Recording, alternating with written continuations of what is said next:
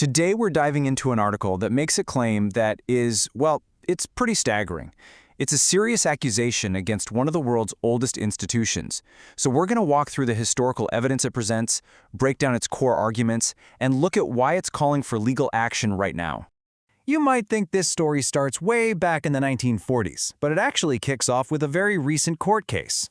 The article we're examining today opens with the conviction of a 101-year-old man in Germany for his role as a guard in a Nazi concentration camp. And we're not talking about a minor charge here. He was found guilty on over 3,500 counts of accessory to murder. Now, this set a really powerful modern precedent, that there's just no statute of limitations on accountability for these kinds of crimes. And it's that exact idea that becomes the launchpad for the article's entire argument. And that whole premise is built around this one central, pretty shocking question. The article asks, if a low-level guard can be held accountable all these decades later, why hasn't one of the world's most powerful institutions ever had to face the same kind of scrutiny? Okay, so let's get into the specifics of this accusation. I mean, it is a big one. The article doesn't just ask the question, it lays out a very detailed case against the Vatican. So, the article's main point, its whole thesis, is that the Vatican was far from a neutral bystander. It alleges the Church was an active partner in the Third Reich.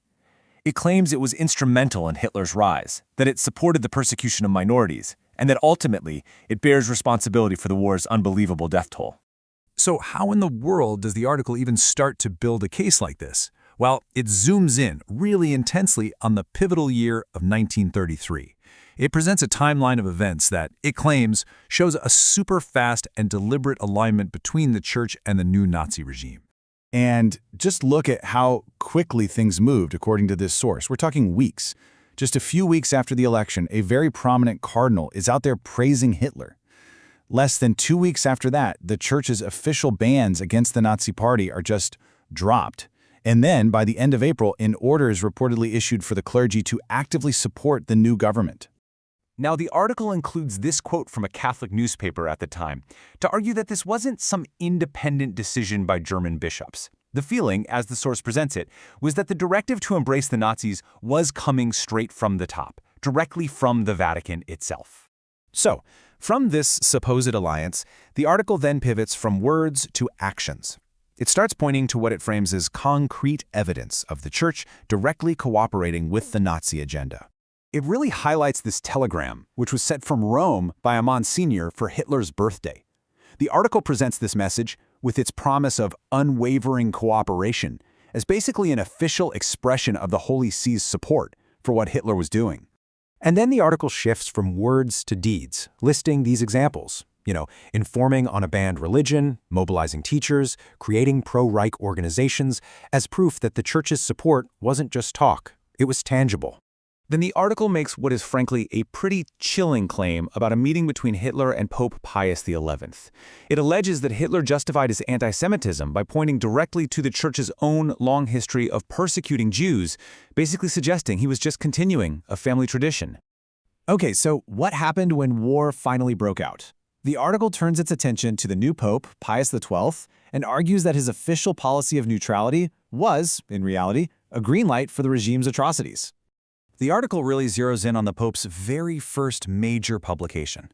It claims that this call to render to Caesar what is Caesar's was interpreted as a command for Catholics all across Europe to just obey their national laws, no questions asked, even if those laws demanded they participate in the Holocaust.